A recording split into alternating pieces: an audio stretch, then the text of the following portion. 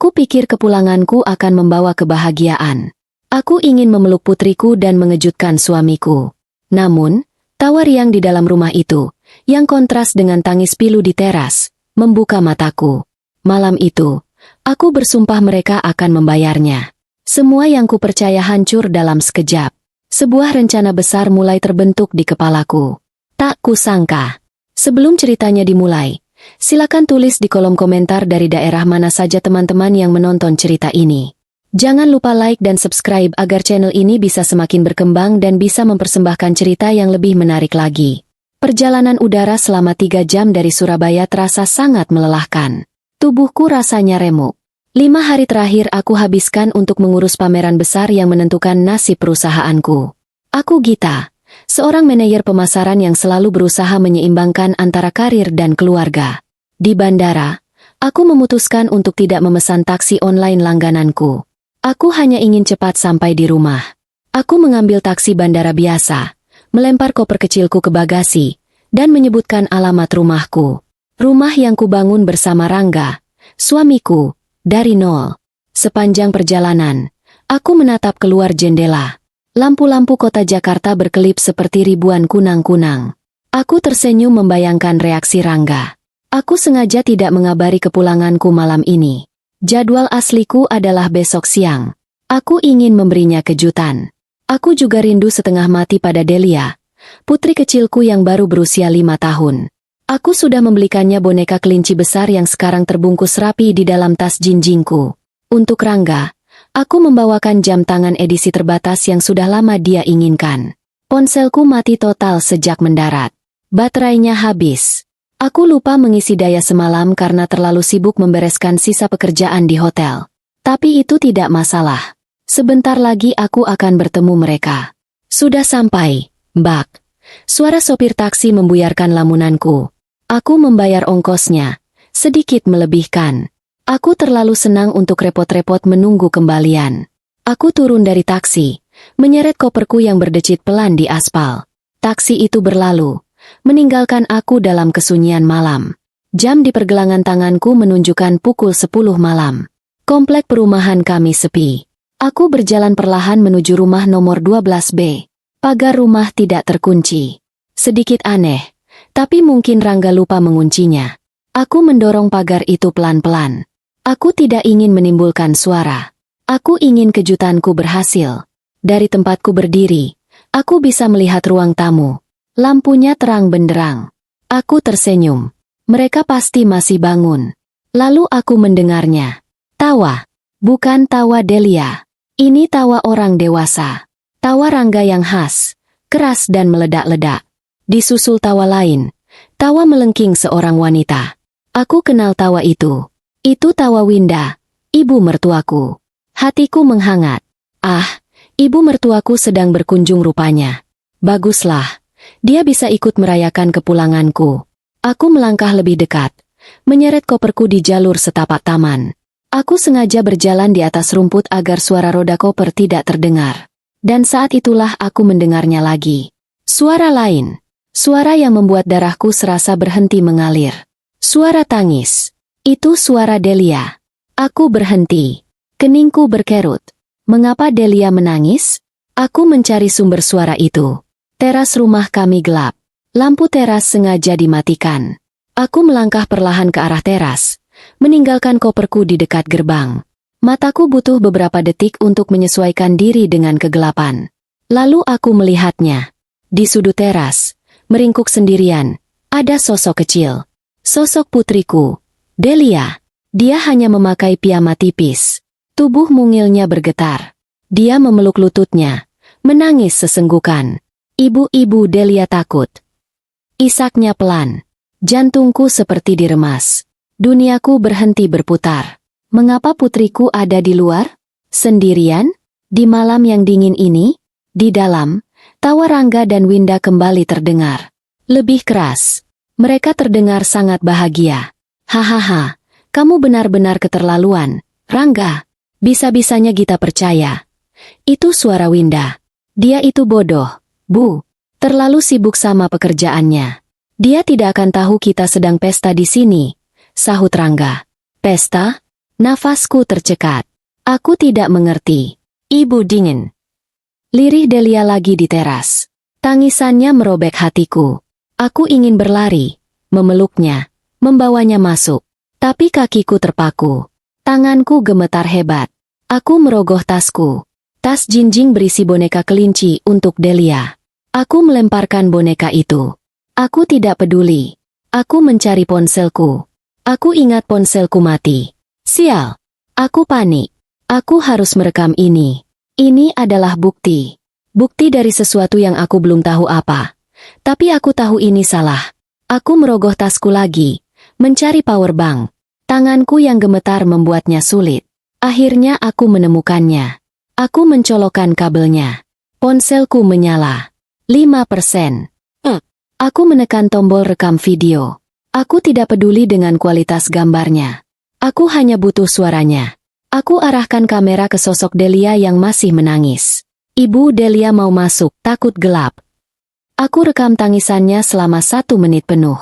Lalu, aku beringsut pelan ke arah jendela ruang tamu. Aku tidak menampakkan diriku.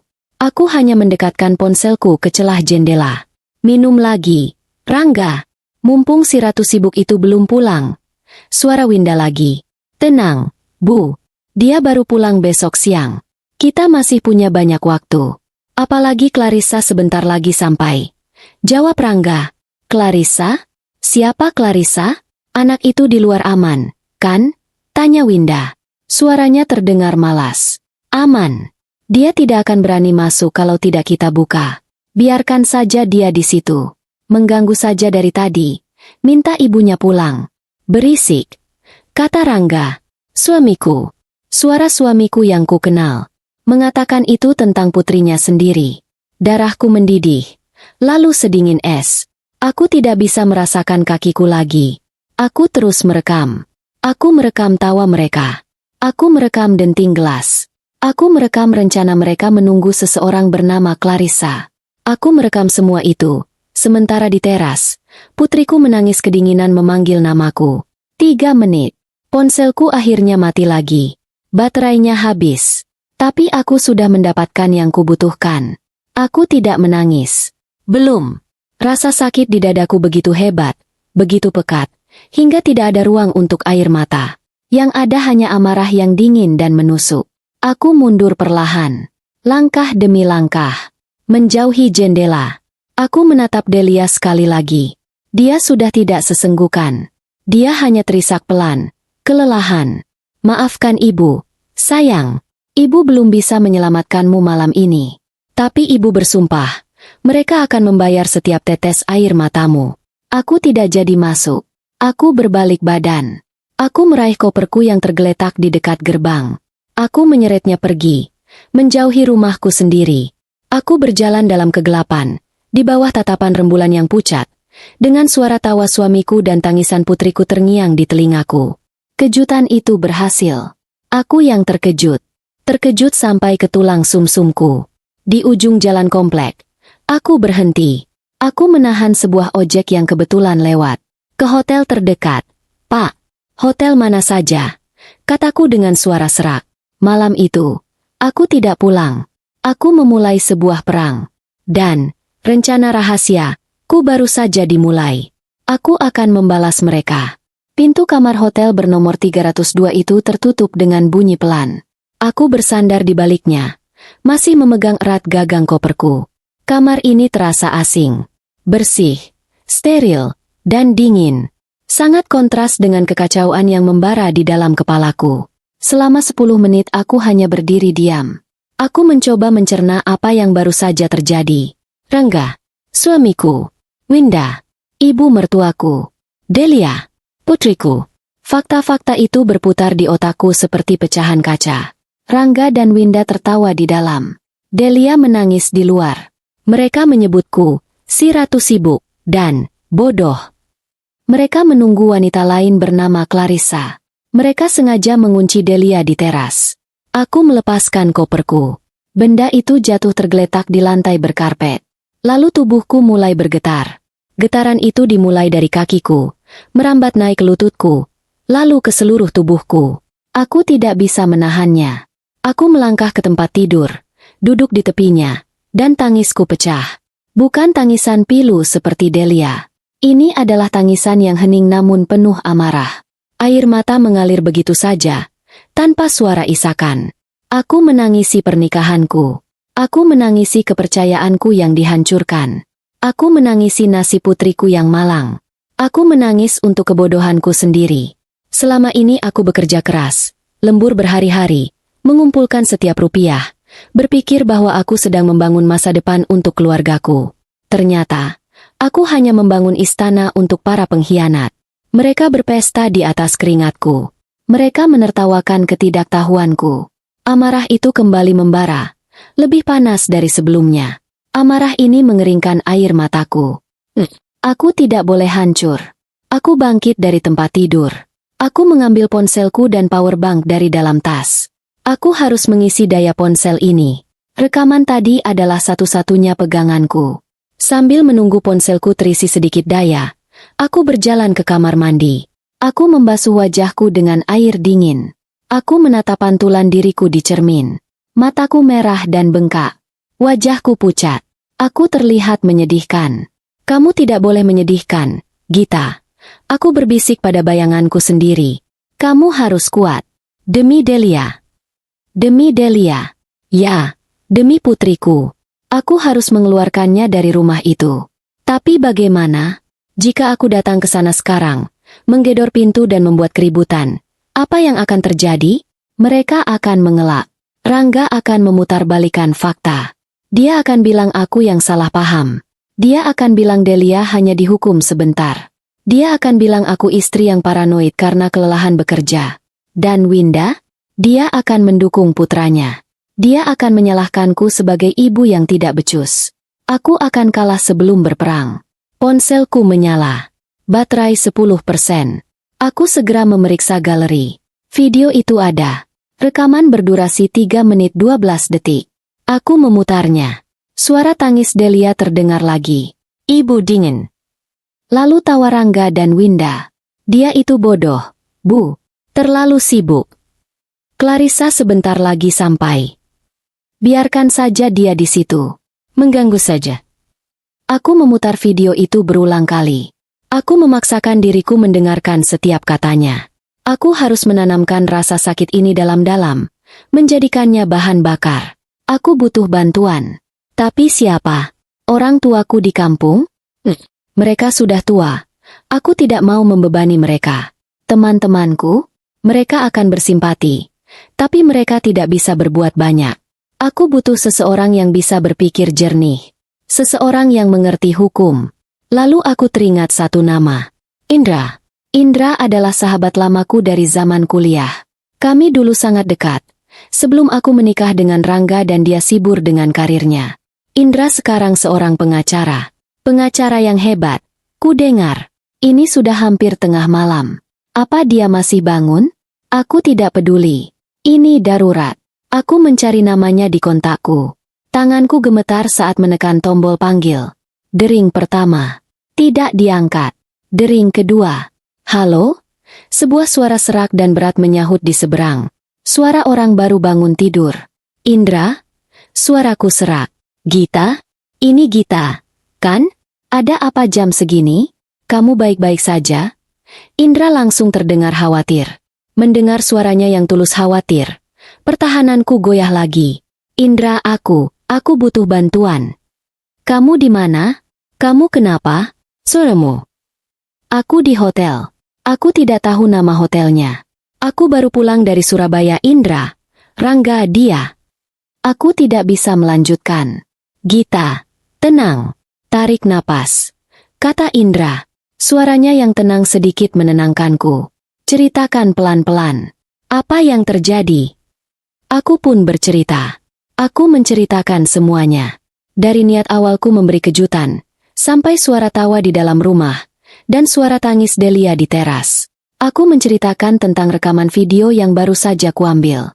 Aku menceritakan tentang Clarissa, tentang mertuaku, tentang semua kata-kata menyakitkan yang kudengar. Selama aku bercerita, Indra diam. Dia hanya mendengarkan. Setelah aku selesai, Keheningan menyelimuti kami selama beberapa detik. Bajingan. Akhirnya Indra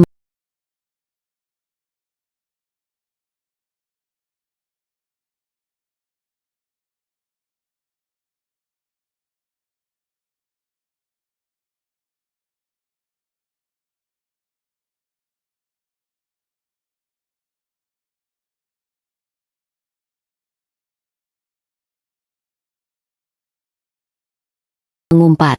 Maaf, Gita. Tapi mereka bajingan. Aku tahu, Endra. Lirihku. Aku harus bagaimana sekarang? Aku mau mengambil Delia. Aku mau menghancurkan mereka. Oke, dengarkan aku, Gita. Indra berbicara dengan tegas. Suaranya kini tidak ada nada mengantuk sama sekali. Dia sudah beralih ke mode pengacara. Pertama, dan yang paling penting, jangan hubungi Rangga. Jangan hubungi siapapun yang berhubungan dengan dia. Jangan pulang ke rumah itu. Kamu di mana sekarang? Kirim lokasimu. Aku segera mengirimkan lokasi hotel tempatku menginap. Bagus. Tetap di sana. Kunci pintumu. Lanjut Indra. Kedua, video itu. Video itu adalah emas. Jangan dihapus. Kirimkan padaku sekarang juga. Lewat email atau WhatsApp. Segera. Aku segera mengirimkan file video itu kepadanya. Sudah terkirim, kataku. Oke, ini yang akan kita lakukan, kata Indra. Kamu benar. Kalau kamu datang ke sana sekarang, kamu akan kalah. Mereka akan memutarbalikkan fakta. Kita tidak bisa gegabah. Video itu bukti kuat untuk penelantaran anak. Tapi kita butuh lebih. Lebih? Apa yang lebih buruk dari ini, Endra? Perselingkuhan. Siapa Clarissa? Kita harus cari tahu. Lalu soal keuangan. Kamu bilang kamu yang bekerja keras? Apa kalian punya perjanjian pranikah? Kami saling percaya. Kataku, merasa bodoh. Indra mendesah. Tidak apa-apa. Banyak yang seperti itu. Gita, dengarkan aku. Mulai sekarang, kamu harus bermain cerdas. Rencana rahasia. Kita dimulai malam ini. Rencana rahasia. Ya, secara resmi, kamu masih di Surabaya. Penerbanganmu besok siang. Jadi, kamu harus bersikap normal. Normal bagaimana? Besok pagi, setelah baterai ponselmu penuh, kirim pesan ke Rangga. Bilang padanya pekerjaanmu belum selesai. Ada masalah di kantor cabang, dan kamu harus tinggal di Surabaya 2 atau 3 hari lagi. Bersikaplah seperti Gita yang bodoh dan gila kerja seperti yang mereka bilang. Aku mencerna kata-katanya. Itu masuk akal. Jika mereka mengira aku masih jauh, mereka akan lengah. Mereka akan melanjutkan pesta mereka. Lalu, apa? Tanyaku. Lalu, aku akan bekerja. Aku akan menyewa penyelidik swasta besok pagi. Kita akan pasang mata-mata di rumahmu. Kita akan cari tahu siapa Clarissa itu. Kita akan periksa aliran keuangan Rangga. Kita akan kumpulkan semua bukti perselingkuhan dan penggelapan aset, jika ada. Ya Tuhan, Indra. Ini perang, Gita. Dan kamu tidak akan berperang sendirian. Aku akan bersamamu. Indra, aku. Jangan pikirkan biayanya dulu. Aku akan tanggung. Anggap ini utang.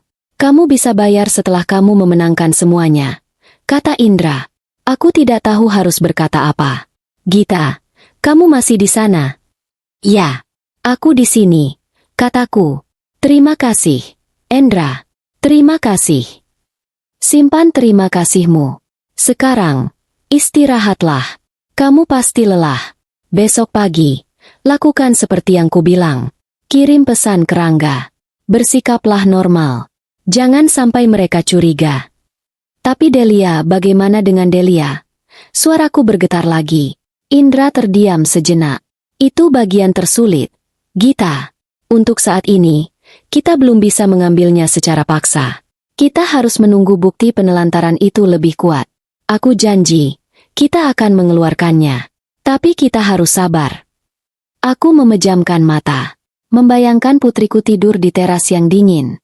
Hatiku sakit. Aku mengerti, kataku, meski sebenarnya aku tidak mengerti. Bagus. Aku akan hubungi kamu besok. Jangan kemana-mana. Tetap di hotel, kata Indra. Baik. Telepon ditutup. Aku duduk di lantai yang dingin. Hotel ini, yang tadinya terasa asing, sekarang terasa seperti markas. Tempat perlindungan sementara. Indra benar. Ini perang. Aku menatap layar ponselku. Aku membuka pesan untuk Rangga. Aku mulai mengetik draft pesanku untuk besok pagi. Sayang, maaf, ada masalah besar di kantor. Aku harus tinggal di Surabaya beberapa hari lagi. Jangan tunggu aku. Ya, aku akan urus Delia setelah aku pulang. Aku membacanya berulang kali. Terdengar seperti diriku. Si Ratu sibuk, yang bodoh. Bagus. Biarkan mereka mengira aku masih Gita yang dulu. Biarkan mereka tertawa. Aku akan membiarkan mereka menikmati waktu mereka. Sementara aku, dari kamar hotel ini, akan menyusun rencana untuk mengambil kembali semua milikku. Terutama putriku. Aku berbaring di tempat tidur. Tapi aku tahu aku tidak akan bisa tidur. Aku memutar kembali video itu di kepalaku. Tangisan Delia. Tawa Rangga. Lagi. Dan lagi. Biarkan suara-suara itu menjadi pengingat. Pengingat bahwa aku tidak boleh gagal. Pagi tidak membawa kelegaan. Aku tidak tidur sedetik pun. Mataku perih menatap langit-langit kamar hotel yang putih dan asing. Setiap kali aku mencoba memejamkan mata, yang kulihat hanyalah wajah Delia yang basah oleh air mata. Yang kudengar hanyalah tawa Rangga dan Winda. Pukul 7 pagi. Aku bangkit. Tubuhku terasa kaku. Aku menyeduh kopi instan yang tersedia di meja, meminumnya hitam dan pahit. Rasanya seperti menelan arang, tapi aku butuh kafein itu untuk membuat otakku bekerja. Aku duduk di tepi tempat tidur, menatap ponselku yang sudah terisi penuh. Ini adalah bagian pertama dari rencana Indra. Bagian yang paling ku benci. Aku harus berpura-pura. Tanganku gemetar saat membuka aplikasi pesan. Aku membuka obrolan dengan Rangga. Foto profilnya masih foto kami bertiga. Aku, dia, dan Delia, tersenyum di pantai. Sebuah kebohongan yang kini terasa menusuk. Aku mengetik pesan itu, kata demi kata, menghapus dan mengetiknya lagi. Aku harus terdengar normal. Aku harus terdengar seperti Gita yang bodoh dan gila kerja. Sayang, maaf ya, kayaknya aku belum bisa pulang hari ini. Ada audit mendadak di kantor Surabaya. Kacau banget. Sepertinya aku harus tinggal 2 atau 3 hari lagi. Maaf banget ya. Tolong jaga Delia baik-baik. Titip cium buat dia. Nanti aku kabari lagi. Aku membaca pesan itu 5 kali. Kedengarannya meyakinkan. Kedengarannya seperti aku. Aku menekan tombol kirim. Jantungku berdebar kencang, menunggu balasan. Aku merasa seperti penipu. Tapi kemudian aku ingat, akulah yang sedang ditipu. 5 menit. 10 menit. Tidak ada balasan. Aku mulai cemas. Apa dia curiga? Lalu, ponselku bergetar. Sebuah pesan masuk dari Rangga. Oh, ya udah. Oke. Hanya itu. Oh, ya udah. Oke. Bukan, kamu tidak apa-apa? Bukan. Wah, kasihan sekali. Jaga kesehatannya. Bukan, Delia pasti kangen. Hanya 3 kata yang dingin dan tidak peduli. Seketika, rasa bersalahku karena berbohong lenyap, digantikan oleh amarah yang membara. Dia bahkan tidak peduli. Dia mungkin senang aku tidak pulang. Dia dan ibunya, dan wanita bernama Clarissa itu, bisa melanjutkan pesta mereka. Ponselku berdering. Kali ini panggilan dari Indra. Aku segera mengangkatnya. Dia balas apa? Tanya Indra langsung. Dia bilang, oh, ya udah. Oke. Jawabku datar. Indra terdiam sejenak. Bagus. Dia tidak curiga sama sekali. Dia persis seperti yang kamu gambarkan. Dia meremehkanmu, Gita. Dan itu akan menjadi senjata terbesar kita. Lalu apa sekarang, Indra? Tanyaku. Aku tidak bisa hanya duduk di sini. Kamu tidak akan hanya duduk. Timku sedang dalam perjalanan ke hotelmu. Mereka akan mengambil kunci rumah darimu. Kunci? Iya. Kita tidak bisa menunggu Rangga dan Winda keluar rumah secara kebetulan. Kita harus tahu jadwal mereka. Tapi yang lebih penting, kita harus memasang alat di dalam. Penyelidik swasta yang kusewa. Namanya Pak Broto. Dia mantan Intel. Dia tahu apa yang harus dilakukan. Memasang alat? Maksudmu penyadap? Penyadap suara dan kamera tersembunyi, kata Indra tegas. Gita, ini satu-satunya cara. Kita perlu bukti visual dan audio. Video semalam kuat untuk kasus hak asuh anak, tapi kita butuh bukti perselingkuhan dan, jika ada, keuangan, untuk menjatuhkan mereka sepenuhnya. Kamu siap? Aku menelan ludah. Menyadap rumahku sendiri. Rasanya aneh. Melanggar hukum. Apakah ini legal, Endra? Secara teknis, itu rumahmu juga. Kamu masih istrinya yang sah. Ini adalah area abu-abu, tapi di pengadilan nanti, aku yang akan mengurusnya. Yang penting, kita dapatkan buktinya. Bukti pengkhianatan mereka. Bukti penelantaran Delia. Nama Delia disebut. Keraguanku sirna. Ya, aku siap. Apa yang harus kulakukan? Pak Broto akan menghubungimu. Timnya ada 2 orang. Mereka akan datang dengan menyamar sebagai petugas layanan kebersihan hotel. Serahkan kuncimu pada mereka. Jangan kunci gerbang, hanya kunci rumah utama. Mereka juga akan memberimu 1 set alat baru. Alat apa? Ponsel baru dan laptop. Khusus untuk operasi ini. Semua komunikasi kita dan semua data rekaman akan masuk ke laptop itu. Jangan gunakan ponsel pribadimu lagi, kecuali untuk sesekali mengirim pesan basa-basi ke Rangga agar dia tidak curiga. Setengah jam kemudian, ada ketukan di pintu kamar hotelku.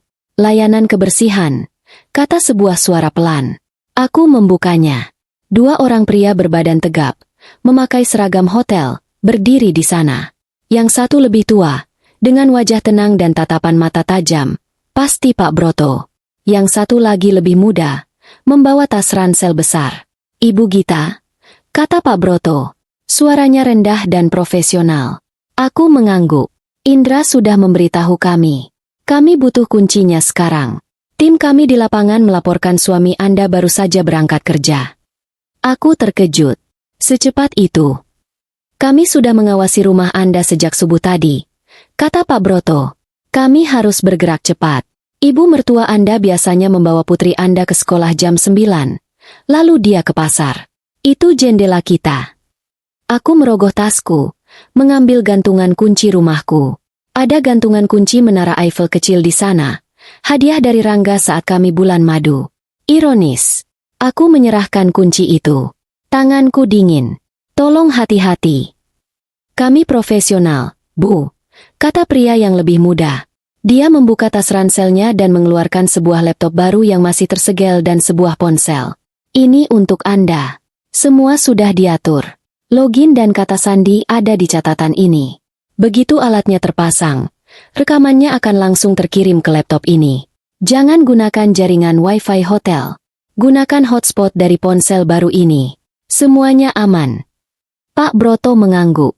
Kami permisi. Mereka pergi begitu saja. Secepat mereka datang. Aku duduk di depan laptop baru itu. Aku menyalakannya. Ada sebuah program khusus di layar utamanya. Aku memasukkan kata sandi. Layarnya hitam. Ada 4 kotak kosong. Kamera 1, kamera 2, kamera 3, kamera 4. Dan sekarang, bagian terberat. Minggu. 1 jam terasa seperti setahun. Aku mondar-mandir di kamar hotel. Aku mencoba makan sarapan yang kubeli, tapi roti itu terasa seperti kapas di mulutku. Aku menyalakan televisi, tapi suaranya hanya membuatku pusing. Pukul 10:30, ponsel baruku bergetar. Pesan dari nomor yang tidak dikenal. Selesai. Kunci ada di resepsionis. Kami titipkan dalam amplop atas nama Anda. Tim sudah ditarik. Alat sudah aktif. Jantungku melonjak. Aku segera membuka laptop. Aku menyegarkan halamannya. Dan duniaku berubah. Kotak pertama menyala. Itu ruang tamuku. Aku melihat sofaku, meja kopiku, lukisan pemandangan yang kubeli di Bandung. Semuanya terlihat persis seperti saat aku meninggalkannya. Tapi sekarang, aku melihatnya dari sudut yang berbeda. Dari sudut kamera tersembunyi yang dipasang di salah satu speaker HiFi. Kotak kedua menyala. Kamar tidur utama. Kamar tidurku. Aku melihat tempat tidurku yang berantakan. Baju kerja Rangga terlempar di kursi. Ini diambil dari jam digital di meja nakas. Kotak ketiga. Ruang makan. Aku melihat meja makan kayu yang kokoh. Kotak keempat. Ini hanya audio. Dapur. Aku duduk terpaku. Ini rumahku. Tapi aku merasa seperti penyusup. Suara pintu depan terbuka. Aku terlonjak kaget. Di layar pertama, aku melihat Winda masuk. Dia membawa kantong belanjaan. Dia melemparnya ke lantai dengan kasar. Aku menyalakan audio. Dasar tukang sayur. Mahal sekali. Mentang-mentang capek. Gerutu Winda pada dirinya sendiri. Lalu aku melihat Delia. Dia masuk perlahan di belakang neneknya. Dia masih memakai seragam sekolahnya yang rapi. Rambutnya dikuncir dua. Dia terlihat lesu. Jangan melamun. Cepat ganti baju. Bentak Winda tanpa menoleh. Delia tersentak. Iya, Oma. Dia berjalan pelan, melewati ruang tamu, menghilang dari pandangan kamera. Hatiku sakit. Aku ingin berteriak lewat layar itu.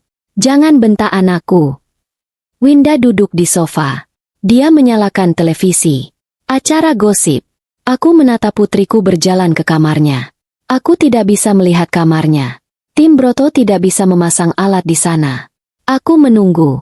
Dan menunggu. Sore harinya, Delia duduk di sofa, mengerjakan sesuatu di buku gambarnya. Winda tertidur di depan televisi. Lalu, aku mendengar suara bel pintu. Winda terbangun. Dia menggerutu. Siapa lagi itu? Dia berjalan ke pintu. Aku tidak bisa melihat siapa yang ada di luar. Winda membuka pintu. Dan ekspresinya berubah. Dia tersenyum lebar. Loh, kok baru datang? Ayo masuk, masuk. Seseorang masuk ke dalam rumahku. Dan itu bukan Rangga. Aku menahan napasku. Mataku terpaku pada layar laptop. Sosok itu melangkah masuk ke ruang tamuku. Seorang wanita. Dia muda. Mungkin beberapa tahun di bawahku. Tubuhnya tinggi semampai. Seperti model. Rambutnya panjang. Dicat pirang kecoklatan. Dan bergelombang sempurna. Dia mengenakan gaun ketat berwarna merah yang memeluk-lekuk tubuhnya. Dan membawa tas tangan bermerek yang harganya mungkin setara dengan gajiku 3 bulan. Aku langsung tahu. Ini pasti Clarissa. Winda, ibu mertuaku, menyambutnya dengan pelukan hangat. Pelukan yang lebih hangat daripada pelukan yang pernah dia berikan padaku selama 10 tahun aku menjadi menantunya. Ayo masuk, sayang. Aduh, kamu cantik sekali hari ini. Puji Winda sambil terkekeh. Clarissa tertawa. Tawanya melengking dan dibuat-buat. Ah, ibu bisa saja. Rangga mana, Bu? Belum pulang. Sebentar lagi juga sampai, kata Winda, menuntunnya untuk duduk di sofa. Di sofaku. Ibu buatkan minum, ya? Mau minum apa? Apa saja, Bu. Yang segar, kata Clarissa. Matanya memindai ruang tamu itu. Tatapannya meremehkan. Seolah-olah dia sedang menilai barang-barang di rumahku. Matanya lalu berhenti pada satu titik. Pada Delia. Putriku masih duduk di karpet, di sudut ruangan, membelakangi mereka. Dia sepertinya tidak menyadari ada tamu. Dia terlalu asyik dengan buku gambarnya. Oh, itu anaknya? Tanya Clarissa. Suaranya tidak lagi seramah tadi. Ada nada dingin di sana. Winda, yang hendak berjalan ke dapur, berhenti. Dia melihat ke arah Delia. Iya, Delia. Hei, Delia. Panggilnya keras. Delia tersentak kaget. Dia berbalik. Matanya yang polos menatap takut pada dua wanita dewasa itu. Ada tamu. Salam dulu sama Tante Clarissa. Perintah Winda. Delia berdiri perlahan. Dia berjalan mendekat, menundukkan kepalanya. Halo, Tante. Cicitnya pelan. Clarissa tidak tersenyum. Dia hanya menatap Delia dari atas ke bawah. Manis. Tapi kok pendiam banget? Kayak ibunya ya? Kaku. Jantungku serasa dicabut. Winda tertawa. Hus, jangan gitu. Anak kecil. Ya sudah, Delia. Kamu main di kamar saja sana. Jangan ganggu Tante Clarissa. Tapi Delia lagi gambar. Oma. Masuk kamar. Bentak Winda. Delia terlonjak. Bahunya bergetar. Dia segera mengambil buku gambarnya dan berlari kecil menuju kamarnya. Aku mengepalkan tanganku di atas meja hotel. Gigiku bergemeletup. Maaf ya, Clarissa. Anak itu memang agak aneh. Persis ibunya. Kaku dan membosankan, kata Winda sambil berjalan ke dapur. Tidak apa-apa, Bu. Aku mengerti, sahut Clarissa. Dia mengeluarkan ponselnya dan mulai sibuk bermain. Aku menatap layar dengan nanar. Jadi, begini kelakuan mereka saat aku tidak ada. Ibu mertuaku lebih memihak wanita simpanan suamiku daripada cucu kandungnya sendiri. Pukul 5 sore. Pintu depan terbuka lagi. Rangga masuk. Dia terlihat lelah. Dasinya sudah longgar. Kemejanya sedikit kusut. Tapi begitu matanya melihat Clarissa di sofa, wajahnya langsung bersinar. Sayang, seru Rangga. Dia tidak melihat ke kiri atau ke kanan. Dia tidak bertanya di mana Delia. Dia melempar tas kerjanya ke lantai dan berjalan lurus ke arah Clarissa. Dan di sana, di ruang tamuku, di depan kamera tersembunyi yang sedang merekam segalanya, suamiku mencium wanita itu. Bukan ciuman singkat. Itu ciuman yang dalam. Penuh nafsu. Aku memalingkan wajahku dari layar. Aku mual. Perutku bergejolak hebat. Ini lebih buruk dari yang kubayangkan.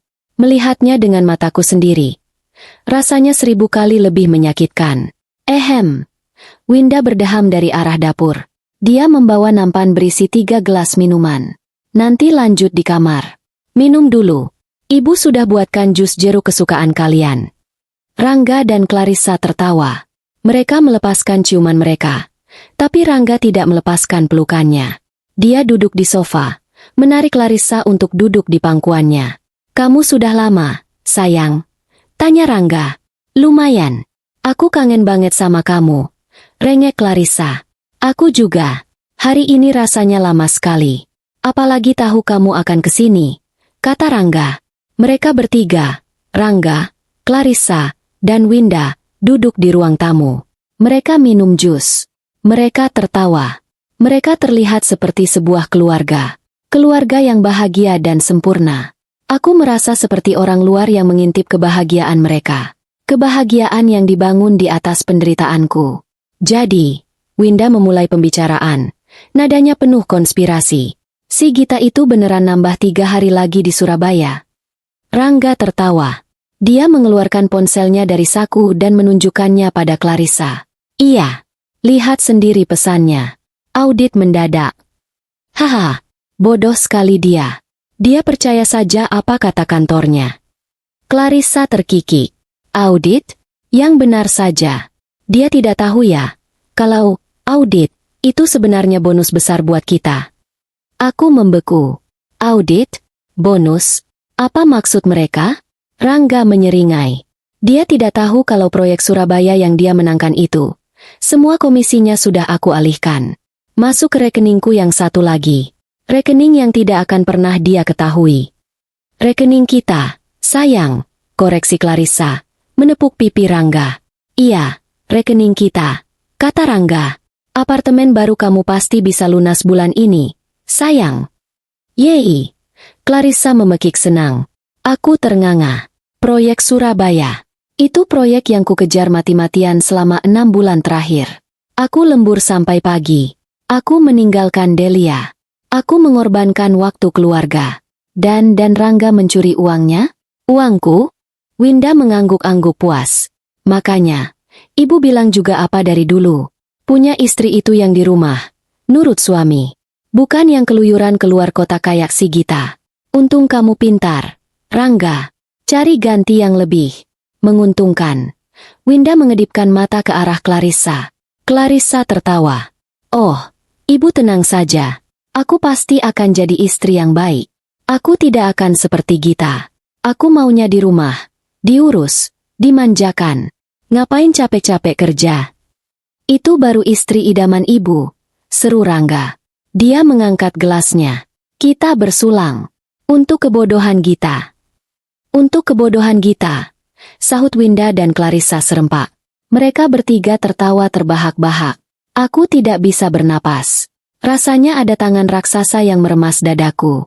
Mereka tidak hanya mengkhianatiku. Mereka merampokku. Mereka menertawakanku. Dan kemudian, pembicaraan beralih ke topik yang lebih mengerikan.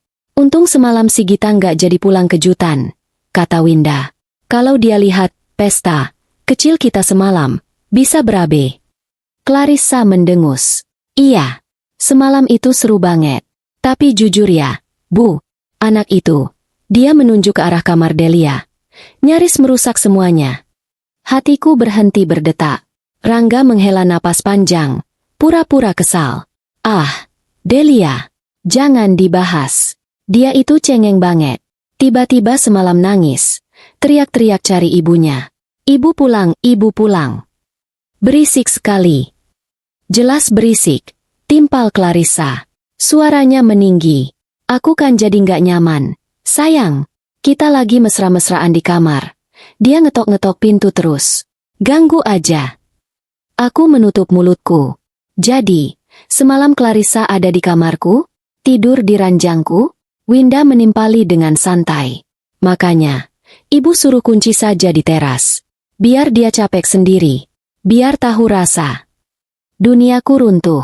Jadi itu alasannya. Bukan karena Delia nakal. Bukan karena Rangga tidak sengaja. Itu adalah tindakan yang disengaja. Iya, kan? Ide ibu bagus, kata Rangga. Terdengar bangga. Langsung aku seret dia ke teras. Aku bilang, tunggu ibumu di situ. Jangan masuk sebelum ibu panggil. Dia malah nangis makin kencang. Bodohnya, cibir Clarissa. Dikiranya ibunya beneran bakal pulang jemput dia. Padahal ibunya lagi sibuk cari uang buat kita, hahaha. Sudah, biarin saja. Biar dia belajar. Jadi anak jangan manja. Jangan kayak ibunya, kata Winda. Aku tidak sanggup mendengar lagi. Aku membanting layar laptop itu hingga tertutup. Suara tawa mereka terputus. Tapi suara itu sudah terpatri di otakku. Aku berlari ke kamar mandi. Aku membungkuk di depan toilet dan muntah. Aku memuntahkan kopi pahit yang kuminum pagi tadi. Aku memuntahkan semua rasa sakit, semua amarah, semua kekecewaan. Aku terus muntah sampai perutku kosong dan tenggorokanku perih. Aku terduduk lemas di lantai kamar mandi yang dingin. Tubuhku bergetar hebat. Tapi aku tidak menangis. Tidak ada air mata yang tersisa. Yang ada hanyalah kebencian. Kebencian yang murni, dingin, dan sangat dalam. Mereka mengunci putriku yang berusia 5 tahun di teras yang gelap dan dingin. Hanya agar seorang pelacur bisa merasa nyaman di rumahku. Mereka mencuri uang hasil jerih payahku. Dan menertawakan kebodohanku. Gita yang mereka kenal sudah mati. Gita si ratu sibuk. Yang bodoh itu sudah lenyap. Aku bangkit. Aku berjalan ke cermin. Aku membasuh wajahku. Aku menatap bayanganku di cermin. Mata wanita di cermin itu tampak mati. Dingin dan kosong. Aku kembali ke kamar. Aku membuka laptopku lagi. Rekaman itu masih berjalan. Mereka bertiga sudah pindah ke meja makan. Mungkin akan makan malam. Aku mengambil ponsel baruku. Aku menelepon Indra. Dia langsung mengangkat. Gita, kamu sudah lihat? Aku sudah lihat, kataku. Suaraku terdengar asing di telingaku sendiri. Datar dan tanpa emosi. Indra terdiam. Dia pasti bisa merasakan perubahan dalam suaraku. Gita, kamu baik-baik saja. Aku baik-baik saja. Indra, aku sangat baik-baik saja. Kataku, rekamannya tersimpan otomatis. Kan? Semuanya. Ya, semuanya. Di server yang aman. Setiap detik. Jawab Indra. Bagus. Kataku. Sekarang, kita ke rencana selanjutnya. Apa itu? Aku mau ambil semua uangku. Aku mau ambil anakku. Dan aku mau mereka semua. Rangga, Winda, dan Clarissa. Aku mau mereka semua masuk penjara. Ada keheningan panjang di seberang sana. Lalu Indra berkata, baik, kita mulai dari keuangannya besok pagi. Malam itu aku tidak tidur.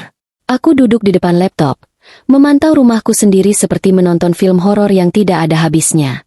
Aku melihat mereka bertiga, Rangga, Winda, dan Clarissa, makan malam dengan lahap di meja makanku. Mereka minum anggur. Mereka tertawa. Aku melihat Rangga dan Clarissa masuk ke kamar tidur utamaku. Kamar tidur kami. Pintunya tertutup. Aku tidak perlu melihat apa yang terjadi di dalamnya. Suara tawa mereka yang sesekali terdengar dari balik pintu sudah cukup. Winda, setelah membersihkan piring, dia tidak pernah membersihkan piring jika hanya ada aku di rumah, duduk menonton televisi. Delia keluar dari kamarnya. Dia berjalan pelan ke dapur. Kamera audio di dapur menangkap suaranya. Oma, Delia lapar. Tadi kan sudah makan, sahut Winda malas dari ruang tamu. Tapi tadi cuma sedikit. Oma, Delia mau telur. Bikin sendiri sana. Oma lagi nonton. Jangan ganggu, bentak Winda. Lalu aku mendengar suara Delia membuka lemari. Suara cangkang telur pecah di lantai. Anak bodoh, bikin berantakan saja. Suara Winda terdengar mendekat, disusul suara tamparan pelan.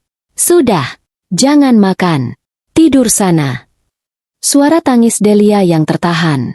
Lalu langkah kaki kecilnya berlari kembali ke kamar. Aku menutup laptopku. Amarahku sudah melewati batas. Kini yang tersisa adalah es. Dingin dan tajam. Aku menunggu sampai subuh. Pukul 6 pagi. Aku menelepon Indra. Indra, kataku, suaraku datar. Kita mulai sekarang. Aku sudah siap. Gita. Timku sudah memetakan semua rekening Rangga yang bisa mereka temukan. Ada 3 rekening atas namanya, dan 1 rekening gabungan kalian. Apa yang harus kulakukan? Tanyaku. Pertama, amankan uangmu. Buka aplikasi perbankanmu. Sekarang. Aku membuka ponsel pribadiku. Bukan ponsel baru dari Indra. Ini adalah ponsel yang Rangga tahu. Aku masuk ke rekening gajiku. Rekening pribadi yang hanya aku yang punya akses. Selama ini, aku selalu mentransfer sebagian besar gajiku ke rekening gabungan untuk kebutuhan rumah tangga. Sisanya kutabung di sini. Jantungku berdebar. Apakah dia berhasil mengakses ini juga? Layar memuat saldo. Dan aku bisa bernapas. Uangnya masih ada. Utuh. Rangga tidak pernah tahu kata sandi perbankan pribadiku. Dia tidak pernah cukup peduli untuk bertanya. Masih ada, Indra. Semuanya. Kataku. Bagus. Indra sudah menyiapkan rekening baru atas namamu di bank yang berbeda tadi malam. Rekening aman. Aku kirimkan nomornya ke ponsel barumu. Pindahkan. Sekarang. Pindahkan semuanya. Jangan sisakan 1 rupiah pun. Aku beralih ke ponsel baru. Nomor rekening itu ada di sana. Di ponsel lamaku, aku melakukan transfer. Jari-jariku bergerak cepat. Aku memindahkan seluruh tabungan hasil jerih payahku selama bertahun-tahun. Dalam hitungan detik, saldo di rekening gajiku menjadi 0. Sudah, kataku. Oke. Langkah kedua, rekening gabungan. Cek rekening itu, kata Indra. Aku beralih ke akun rekening gabungan. Rekening ini seharusnya berisi uang untuk tagihan, belanja bulanan, dan sekolah Delia. Layar memuat saldo. Nyaris kosong. Hanya tersisa beberapa ratus ribu rupiah. Indra, uangnya habis. Kataku. Suaraku bergetar sedikit. Jangan panik. Lihat riwayat transaksi. 1 bulan terakhir. Perintah Indra.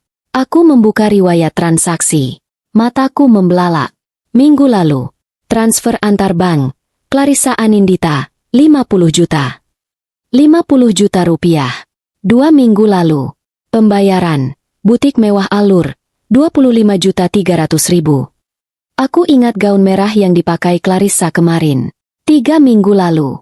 Transfer. AN Pratama Property. 150 juta. 150 juta. Indra, kataku, mencoba menjaga suaraku tetap stabil. Dia mentransfer 150 juta ke agen properti. 3 minggu lalu. Itu dia, kata Indra. Timku menemukan kecocokan. Rangga membeli sebuah unit apartemen di Kuningan. DP-nya 150 juta. Dan coba tebak. Atas nama Clarissa. Jawabku. Tepat. Clarissa Anindita. Dan uang proyek Surabaya yang kamu kerjakan itu tidak pernah masuk ke rekeningku. Benar. Rangga memalsukan tanda tanganmu pada dokumen adendum kontrak. Dia meminta klien mentransfer komisi itu ke rekening pribadinya yang lain. Rekening yang tidak kamu ketahui. Dia mencuri uangku. Uang hasil kerjaku. Uang yang seharusnya untuk masa depan Delia. Dia memberikannya pada pelacur itu. Dia mengambil semuanya. Bisikku. Dia pikir begitu, kata Indra. Tapi dia salah. Dia belum mengambil gajimu, dan yang lebih penting, dia belum mengambil aset atas namamu. Gita, rumah yang kalian tempati itu, atas nama siapa? Atas namaku. Itu warisan dari almarhum ayahku. Rangga hanya merenovasinya menggunakan uangku. Indra tertawa pelan. Dia bodoh sekali. Dia benar-benar bodoh. Oke, Gita. Dia boleh punya apartemen itu untuk sementara. Tapi dia akan kehilangan rumah yang dia tinggali. Sekarang apa? Sekarang, kita bekukan rekening gabungan itu. Sisa uang receh di dalamnya tidak penting. Yang penting adalah menghentikan aksesnya. Kamu harus pergi ke bank. Secara langsung. Sekarang. Ya, pakai topi. Kacamata hitam. Jangan terlihat seperti dirimu. Pergi ke kantor cabang terdekat. Bilang pada mereka kamu kehilangan kartu ATM dan buku tabungan. Dan kamu mencurigai ada aktivitas ilegal di rekeningmu. Minta mereka memblokir total rekening itu. Karena itu rekening gabungan, mereka akan membekukannya sampai kedua belah pihak, kamu dan Rangga, datang bersamaan. Dan itu tidak akan pernah terjadi. Aku segera bersiap. Aku mengenakan celana jeans, kaos longgar, topi baseball, dan kacamata hitam besar. Aku memakai masker. Aku terlihat seperti orang asing. Aku pergi ke kantor bank terdekat, bukan cabang tempat aku biasa bertransaksi. Di dalam bank yang dingin, aku mengambil nomor antrian untuk layanan pelanggan. Jantungku berdebar kencang. Aku merasa seperti seorang kriminal. Ada yang bisa dibantu, Bu? Tanya petugas itu ramah. Ya, Mbak. Saya mau lapor. Saya curiga ada aktivitas aneh di rekening gabungan saya dengan suami saya. Saya juga baru sadar kartu ATM saya tidak ada. Saya takut disalahgunakan. Saya mau rekening itu diblokir total. Segera. Petugas itu mengetik di komputernya. Atas nama Ibu Gita dan Bapak Rangga. Ya. Iya. Jawabku. Baik. Kami catat laporannya. Ada beberapa transaksi besar di sini. Ya. Ini mencurigakan. Sesuai prosedur, rekening ini akan kami bekukan sementara. Untuk membukanya kembali, Ibu dan Bapak harus datang bersama-sama membawa KTP asli dan buku tabungan. Saya mengerti. Bekukan saja. Kataku. Baik, Bu. Sudah selesai. Rekening sudah terblokir. Aku mengucapkan terima kasih dan berjalan cepat keluar dari bank. Di luar, aku menarik napas dalam-dalam. Satu langkah selesai. Aku kembali ke hotel. Aku merasa sedikit lebih kuat. Aku sudah memotong salah satu sumber dana mereka. Aku mengirim pesan ke Indra. Rekening bersama beku. Balasannya datang cepat. Kerja bagus. Sekarang istirahat. Langkah selanjutnya adalah yang terpenting. Kita akan ambil Delia. Aku menatap laptop. Di layar, Rangga dan Clarissa baru saja bangun. Mereka ada di dapur. Aku melihat Rangga mencoba menggunakan kartu ATM-nya di mesin edisi mini yang mungkin dia punya. Lalu mengumpat. Kartunya ditolak. Teriaknya. Clarissa, yang hanya memakai kemeja Rangga, terlihat kesal. Kok bisa? Kamu kan bilang masih ada sisa? Aku mau ke salon hari ini. Aku tidak tahu. Mungkin si Gita lupa bayar tagihan. Gerutu Rangga. Mereka tidak curiga padaku. Mereka masih mengira aku Gita yang bodoh. Aku tersenyum sinis. Tapi senyumku pudar saat aku melihat Delia keluar dari kamar. Dia berjalan ke dapur. Menunduk. Ayah, Delia lapar. Nanti. Ayah lagi pusing. Bentar Rangga. Aku menutup laptop. Aku tidak bisa menunggu lagi. Indra. Aku meneleponnya lagi. Aku tidak bisa istirahat. Aku mau Delia. Sekarang. Indra terdiam sejenak. Gita, ini lebih rumit. Kita tidak bisa sembarangan. Semalam neneknya menamparnya karena dia lapar. Pagi ini ayahnya membentaknya. Video yang kita punya. Apa itu tidak cukup? Suaraku naik. Cukup, kata Indra tegas.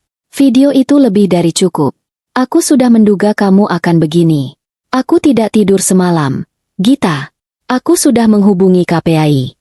Komisi Perlindungan Anak Indonesia. KPAI.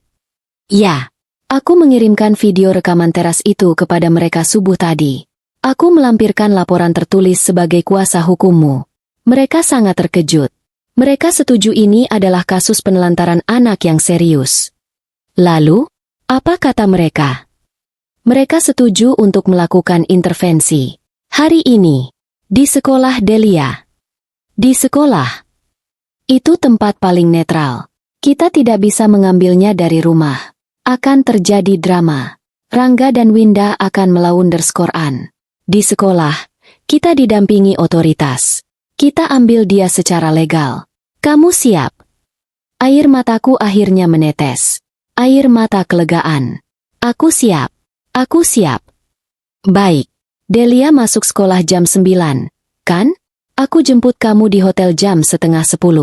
Petugas dari KPAI, namanya Ibu Ratna, akan bertemu kita di sana. Pakai pakaian yang rapi. Gita, kamu harus terlihat seperti ibu yang stabil dan bertanggung jawab. Aku melihat ke koperku. Aku mengeluarkan blus terbaikku. Aku tunggu, kataku. Perjalanan menuju sekolah Delia adalah perjalanan terpanjang dalam hidupku. Aku duduk di sebelah Indra di mobilnya. Aku mengenakan blus biru muda dan celana bahan hitam. Rambutku kugelung rapi. Aku memakai riasan tipis untuk menutupi lingkaran hitam di bawah mataku.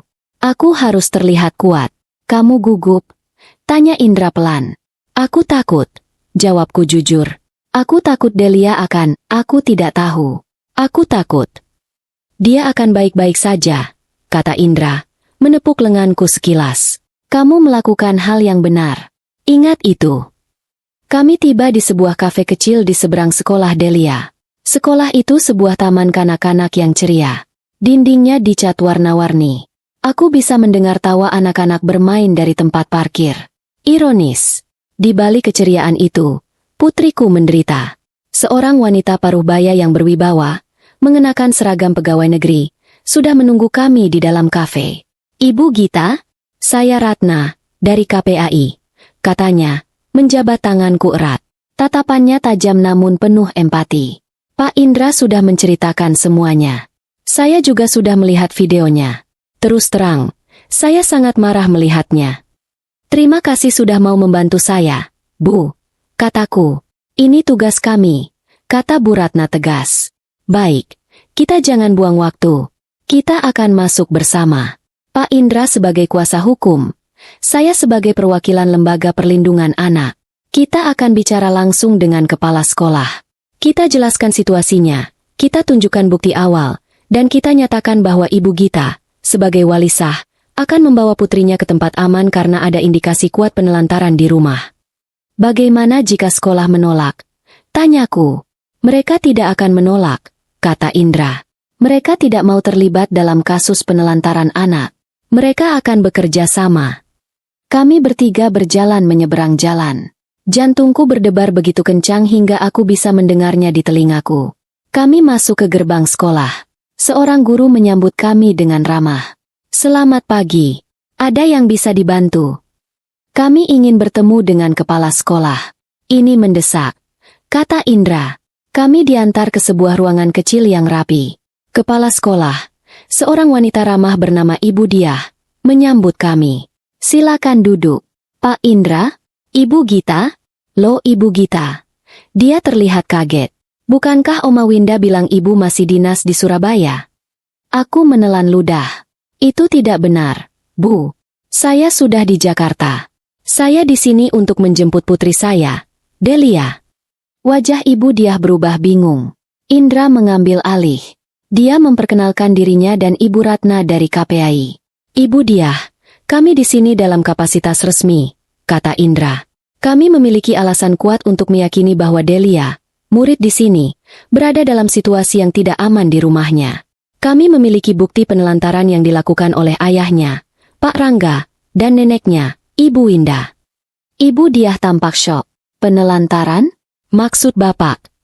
Ibu Ratna angkat bicara. Kami menerima laporan dan bukti video.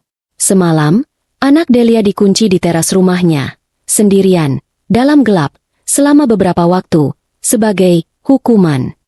Ini adalah tindakan yang membahayakan fisik dan psikis anak.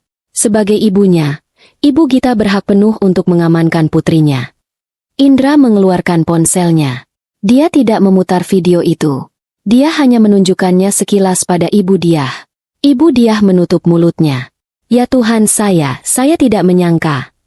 Kami tidak ingin membuat keributan, lanjutku. Suaraku bergetar, tapi aku menahannya. Saya hanya ingin membawa putri saya. Sekarang, saya mohon, Bu. Ibu Diah menatapku, lalu ke Indra, lalu ke Bu Ratna. Dia mengangguk cepat. Tentu saja, Bu Gita. Saya mengerti. Biar saya panggilkan Delia. Dia terdiam sejenak. Jujur, Bu, beberapa minggu ini Delia memang terlihat berbeda. Dia jadi lebih pendiam. Sering menyendiri. Kami kira dia hanya rindu ibunya yang sedang dinas. Hatiku serasa ditusuk. Jadi mereka semua menyadarinya. Tolong panggilkan dia, Bu. Bisikku. Ibu Diah memanggil seorang guru lain, meminta Delia diantar ke kantornya. Kami menunggu dalam diam yang menegangkan. Beberapa menit kemudian, pintu terbuka. Delia masuk. Dia menundukkan kepalanya. Dia tampak lebih kurus dari 5 hari lalu. Iya, Bu Diah? Delia salah. Cicitnya. Dia bahkan tidak berani menatap. Dan kemudian, matanya terangkat. Dia melihatku. Dia membeku. Matanya membelalak. Mulutnya terbuka kecil. Dia tidak percaya dengan apa yang dilihatnya. Ibu? Bisiknya. Suaranya nyaris tak terdengar. Aku tidak bisa menahannya lagi. Aku berlutut di lantai, merentangkan tanganku. Air mataku tumpah. Sayang, ini ibu. Reaksi Delia menghancurkan hatiku. Dia tidak langsung berlari. Dia mundur selangkah. Dia terlihat takut. Seolah-olah aku ini hantu.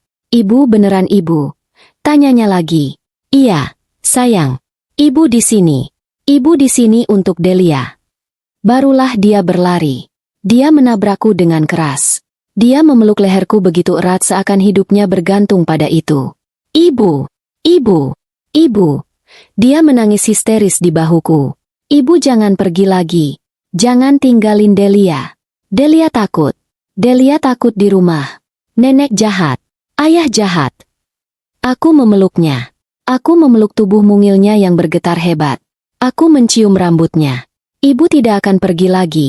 Sayang. Ibu janji. Ibu tidak akan pernah meninggalkan Delia lagi. Kita pergi dari sini. Kita pergi sekarang. Semua orang di ruangan itu, Indra, Ibu Ratna, Ibu Diah, menyaksikan pemandangan itu. Ibu Ratna mengangguk pelan pada Indra. Ini adalah bukti hidup yang mereka butuhkan. Tidak ada anak yang bereaksi seperti itu jika dia tidak mengalami trauma. Ibu, nenek semalam pukul Delia. Bisiknya di telingaku. Amarahku berkobar. Tapi aku menenangkannya. SSSTT sudah aman. Ada ibu sekarang. Ayo kita pergi. Aku menggendongnya. Dia menempel padaku seperti koala. Ibu Diah, terima kasih atas kerjasamanya, kata Indra. Kami akan mengurus surat-suratnya. Delia akan cuti dari sekolah untuk sementara waktu, kata Bu Ratna. Kami berjalan keluar dari kantor itu. Aku menggendong Delia erat. Dia menyembunyikan wajahnya di leherku. Guru-guru lain dan anak-anak menatap kami. Tapi aku tidak peduli. Kami masuk ke mobil Indra. Aku duduk di belakang bersama Delia. Aku tidak melepaskannya dari pangkuanku. Kita mau kemana, Ibu? Tanyanya pelan. Kita ke rumah baru kita. Tempat yang aman. Hanya ada Ibu dan Delia, kataku. Indra sudah mengatur semuanya. Sebuah apartemen servis yang aman di lokasi yang dirahasiakan. Begitu mobil melaju meninggalkan sekolah, ponsel pribadiku, ponsel lama, mulai berdering tanpa henti. Nama Rangga muncul di layar. Aku mengabaikannya. Dering itu berhenti. Lalu pesan masuk. Bertubi-tubi. Di mana Delia? Kamu ke sekolahnya. Guru telepon aku. Kamu bawa Delia pergi. Gita, kamu gila ya? Kamu menculik anakku sendiri. Lalu telepon lagi. Kali ini dari ibu mertua. Pasti Winda. Aku abaikan. Pesan lagi dari Rangga. Angkat teleponnya. Gita, aku serius. Aku akan lapor polisi. Kamu penculik. Indra melirik ke ponselku yang terus bergetar. Biarkan saja. Biarkan dia melapor. Dia akan melaporiku. Tanyaku. Ya. Dan itulah yang kita inginkan, kata Indra, tersenyum tipis. Kita akan ke kantor polisi sekarang juga. Apa? Tapi bukan sebagai tertuduh. Kita ke sana untuk membuat laporan kita sendiri. Laporan penelantaran anak, kekerasan dalam rumah tangga, dan penggelapan aset. Biarkan dia yang terkejut saat polisi datang menjemputnya.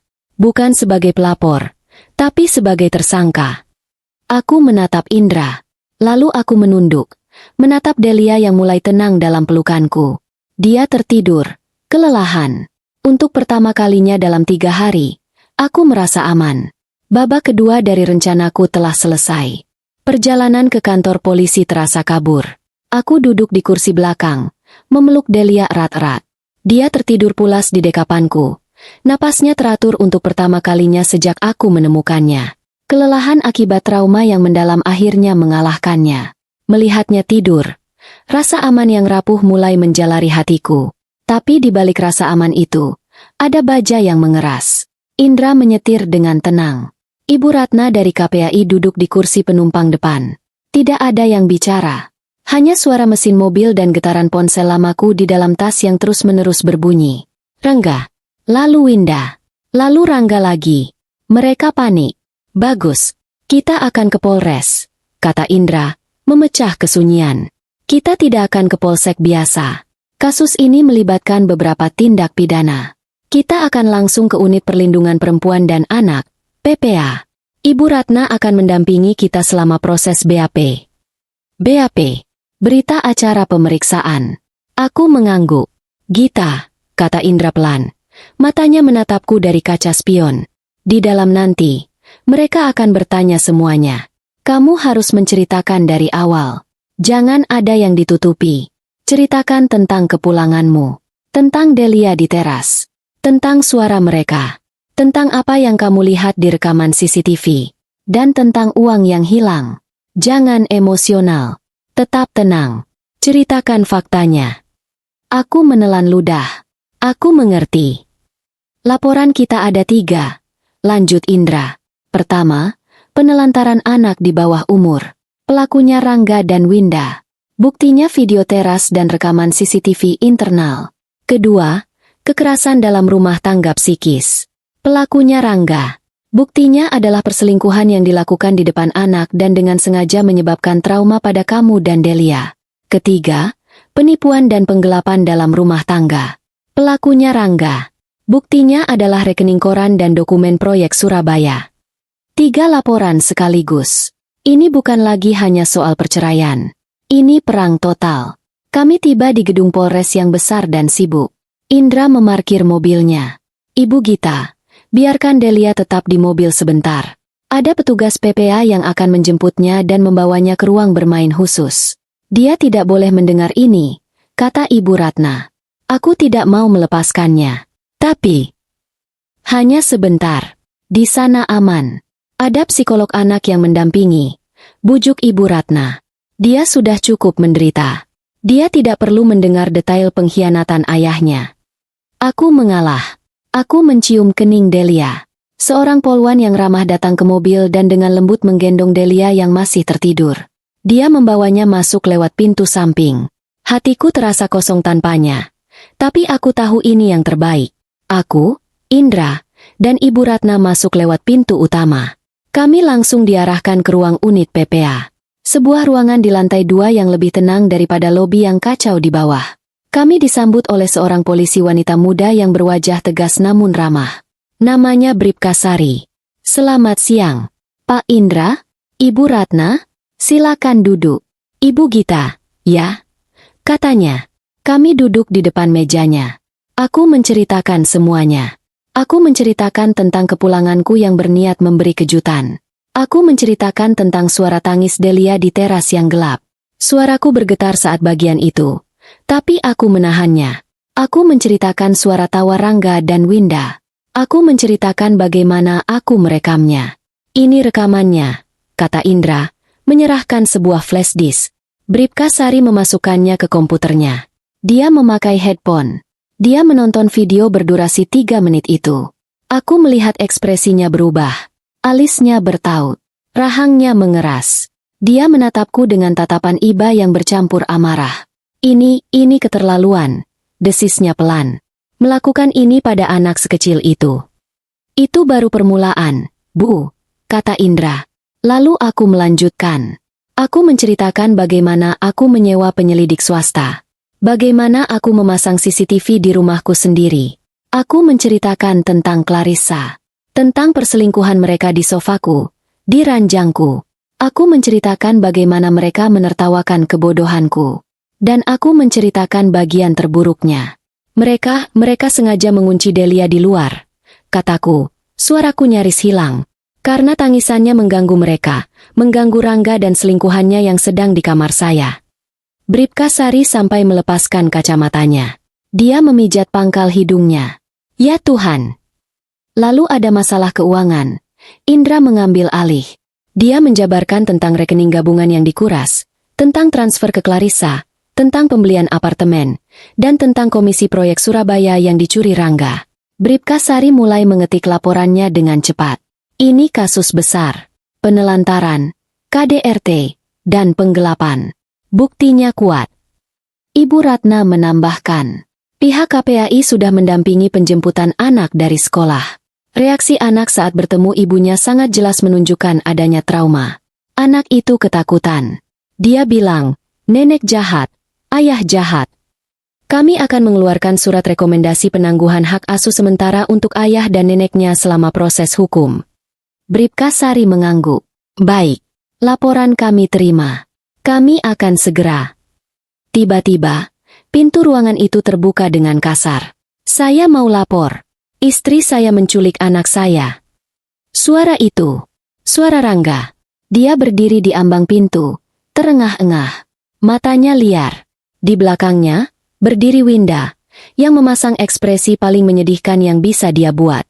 Itu dia, teriak Rangga, menunjukku. Tangkap dia, Pak.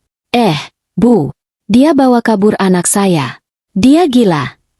Winda langsung menimpali. Suaranya melengking. Dia stres. Bu polisi. Gila kerja. Dia nggak pernah urus anak. Dia sekarang mau bawa lari cucu saya. Tolong kami, Bu. Aku membeku di kursiku. Insting pertamaku adalah bersembunyi. Tapi Indra meletakkan tangannya di atas lenganku, menenangkanku. Bribka Sari berdiri. Wajahnya yang tadi ramah kini berubah dingin seperti baja. Selamat siang, Pak, Ibu. Silakan masuk dan tutup pintunya. Jangan berteriak di kantor polisi, katanya dengan nada memerintah. Rangga dan Winda masuk, masih dengan napas terengah. Mereka tampak kaget melihatku duduk di sana dengan tenang, didampingi pengacara dan seorang wanita berseragam KPAI. Bapak Rangga, kan? Tanya Bribka Sari. Iya, saya Rangga. Saya ayahnya. Saya mau lapor. Silakan duduk. Kebetulan sekali Anda datang, kata Bribka Sari. Rangga tampak bingung. Maksudnya? Anda terlambat, kata Indra pelan. Suaranya mematikan. Kami yang melapor lebih dulu. Wajah Rangga berubah dari marah menjadi bingung. Lapor? Lapor apa? Winda menatap Ibu Ratna. Matanya membelalak. KPAI? Kenapa ada KPAI? Bribka Sari tidak membuang waktu. Dia membalikan monitor komputernya sehingga Rangga dan Winda bisa melihatnya. Dia tidak memakai headphone kali ini. Dia menekan tombol putar. Video yang kurekam malam itu. Suara tangis Delia yang pilu memenuhi ruangan kantor polisi yang hening. Ibu-ibu Delia takut dingin. Wajah Rangga langsung pucat pasi. Dia seperti melihat hantu. Winda menutup mulutnya. Matanya bergerak liar. Lalu, dari speaker komputer, terdengar suara tawa mereka. Hahaha, kamu benar-benar keterlaluan, Rangga. Suara Winda. Dia itu bodoh, Bu. Terlalu sibuk sama pekerjaannya. Suara Rangga. Biarkan saja dia di situ. Mengganggu saja dari tadi. Suara Rangga. Bribka Sari menghentikan videonya. Hening. Rangga tidak bisa berkata apa-apa. Dia menatap layar, lalu menatapku. Tatapannya bukan lagi marah. Tatapannya penuh ketakutan. Winda mulai gemetar. Itu tidak benar. Itu editan. Itu fitnah. Fitnah, Bu? Tanya Ibu Ratna, suaranya tajam. Putri Anda, Delia, baru saja kami amankan dari sekolah. Dan dia membenarkan semuanya. Dia bilang, nenek jahat. Dia bilang dia dipukul. Bohong. Anak itu bohong. Pekik Winda. Jadi, kata Bribka Sari, suaranya datar. Bapak datang ke sini mau melapor penculikan anak?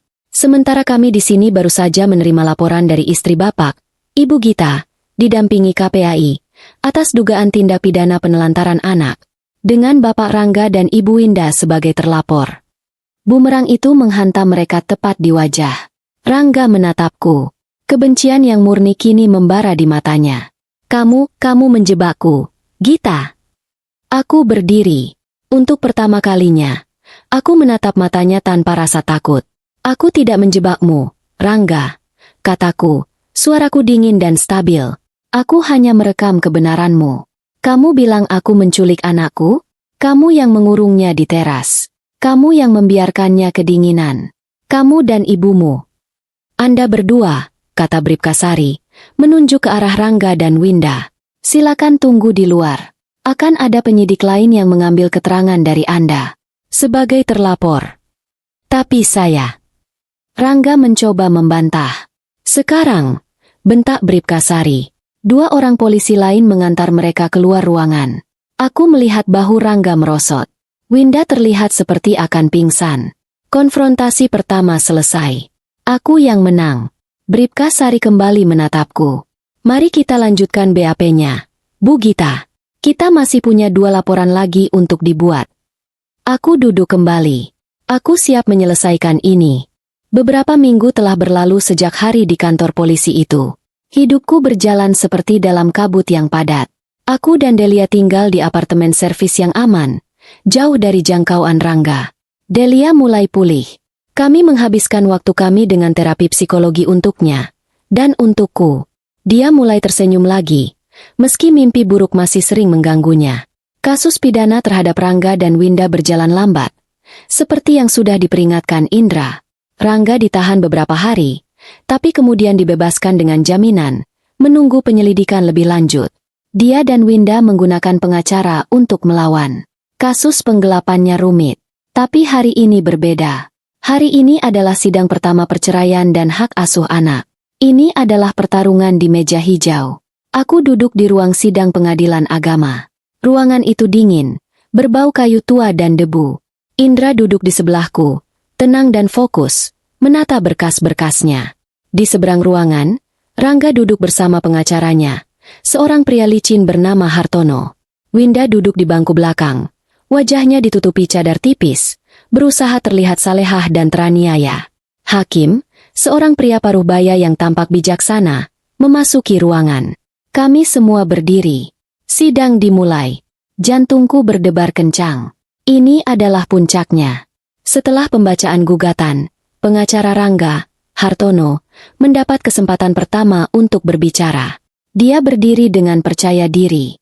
Yang mulia, katanya dengan suara lantang. Hari ini kita melihat sebuah tragedi. Sebuah tragedi di mana klien kami, Pak Rangga, seorang suami yang setia dan ayah yang penuh kasih, difitnah secara keji oleh istrinya sendiri. Aku nyaris mendengus. Suami setia. Yang mulia, lanjut Hartono, berjalan mondar-mandir. Penggugat, Ibu Gita, adalah seorang wanita karir yang ambisius. Dia gila kerja. Dia menempatkan pekerjaannya di atas segalanya. Di atas suaminya, dan yang lebih tragis, di atas putrinya sendiri. Dia menunjuk ke arahku. Dia yang menelantarkan keluarga. Dia pergi berhari-hari, berminggu-minggu, meninggalkan putrinya yang masih kecil diurus oleh ayahnya yang sibuk dan neneknya yang sudah tua. Klien kami, Pak Rangga, terpaksa menjadi ibu sekaligus ayah bagi Delia. Aku mengepalkan tanganku di bawah meja. Indra memberiku isyarat untuk tetap tenang. Tentang insiden di teras itu, kata Hartono, itu adalah sebuah kesalahpahaman yang dibesar-besarkan. Klien kami hanya mendisiplinkan putrinya yang nakal. Anak itu mengunci diri di teras. Bukan dikunci. Dan Ibu Gita, yang kelelahan dan stres, pulang dan bereaksi berlebihan. Dia panik. Dia kemudian, dengan pikiran yang tidak stabil, menculik putrinya sendiri dari sekolah. Dia membawa kabur Delia, yang mulia, memisahkan seorang anak dari ayahnya. Itu menyebabkan trauma mendalam pada Delia. Kami meminta hak asuh penuh diberikan kepada Pak Rangga, ayah yang selama ini merawatnya, dan meminta agar Ibu Gita dievaluasi kondisi kejiwaannya. Hartono duduk. Dia tampak puas. Lalu, mereka memanggil Winda sebagai saksi. Winda berjalan ke depan, pura-pura tertatih. Dia mulai menangis sesenggukan. Anak saya, Rangga, dia suami yang baik, Pak Hakim, isaknya. Dia sabar sekali. Gita itu, dia tidak pernah di rumah. Saya yang urus Delia. Saya yang masak. Saya yang mandikan. Gita hanya kirim uang. Dia pikir semuanya bisa dibeli dengan uang. Malam itu, Delia memang nakal. Dia lari-lari, main pintu, tidak sengaja terkunci di luar. Kami sudah mau membukanya, tapi Gita keburu datang dan marah-marah. Dia fitnah kami. Kebohongan itu mengalir begitu lancar dari mulutnya. Setelah Winda selesai dengan drama air matanya, giliran Indra. Indra berdiri. Dia tidak berjalan mondar-mandir. Dia berdiri tegak di tempatnya. Terima kasih, Yang Mulia, kata Indra. Suaranya tenang, tapi memotong keheningan ruang sidang. Kami menghargai narasi fiksi yang baru saja disampaikan oleh rekan saya dan saksinya. Hartono melotot. Pihak penggugat, Ibu Gita, tidak akan banyak bicara. Kami juga tidak akan memanggil saksi yang penuh drama, lanjut Indra. Kami akan membiarkan bukti yang berbicara. Bukti-bukti yang tidak bisa berbohong. Indra menatap hakim. Yang Mulia, izin memutar bukti A, sebuah video. Direkam oleh klien saya pada malam kepulangannya. Malam yang menurut mereka adalah kesalahpahaman. Layar besar di ruang sidang menyala. Video yang sama dengan yang di kantor polisi. Tapi kali ini, di ruang sidang yang sunyi, suaranya terdengar 100 kali lebih mengerikan. Suara tangis Delia. Ibu dingin Delia takut. Suara tawa Rangga dan Winda yang meledak-ledak. Biarkan saja dia di situ. Mengganggu saja dari tadi. Aku melihat hakim yang bijaksana itu mengernyitkan dahi. Rahangnya mengeras. Hartono, pengacara Rangga, terlihat tidak nyaman. Dia mungkin sudah diberitahu tentang video ini, tapi dia belum melihatnya langsung. Winda di bangkunya berhenti menangis. Dia gemetar. Itukah yang disebut tidak sengaja terkunci, Yang Mulia? Tanya Indra sinis. Itukah yang disebut mendisiplinkan? Atau itu adalah penelantaran yang disengaja, agar mereka tidak terganggu? Terganggu oleh apa? Lanjut Indra. Mari kita lihat bukti B. Izin memutar rekaman dari kamera pengawas di dalam rumah. Perlu dicatat, Yang Mulia, kamera ini dipasang di rumah yang sertifikatnya 100% atas nama klien saya, Ibu Gita. Rangga tersentak. Dia menatapku. Matanya membelalak. Dia tidak tahu soal ini. Indra memutar kompilasi video. Layar pertama, Rangga dan Clarissa berciuman di ruang tamu. Layar kedua, Rangga menarik Clarissa duduk di pangkuannya. Layar ketiga, Rangga dan Clarissa masuk ke kamar tidur utama. Keberatan, Yang Mulia, teriak Hartono, melompat berdiri. Ini ilegal. Ini pelanggaran privasi. Klien saya disadap. Indra tersenyum tipis. Tidak ada penyadapan, Yang Mulia. Hanya pengawasan di properti pribadi milik klien saya. Dan yang kami putar bukan hanya gambar, tapi juga suara. Indra mengganti ke rekaman audio. Suara dari ruang tamu, saat mereka bertiga, Rangga, Winda, dan Clarissa, sedang mengobrol. Gita itu bodoh, Bu. Terlalu sibuk. Proyek Surabaya itu, semua komisinya sudah aku alihkan masuk rekening kita, sayang. Apartemen baru kamu pasti lunas bulan ini. Semalam itu seru banget. Tapi anak itu, nyaris merusak semuanya. Makanya, Ibu suruh kunci saja di teras. Biar dia capek sendiri. Suara Winda. Iya, kan? Ide Ibu bagus. Suara Rangga. Ruang sidang hening seketika. Aku melihat Winda. Wajahnya pucat seperti mayat. Hartono, pengacara Rangga, perlahan-lahan duduk kembali di kursinya. Dia terlihat kalah. Rangga menundukkan kepalanya. Dia tidak berani menatap hakim. Dia menatapku dengan kebencian yang luar biasa. Jadi, Yang Mulia, kata Indra. Saksi mereka, Ibu Winda, yang tadi menangis mengaku merawat Delia, ternyata adalah otak di balik penelantaran cucunya sendiri.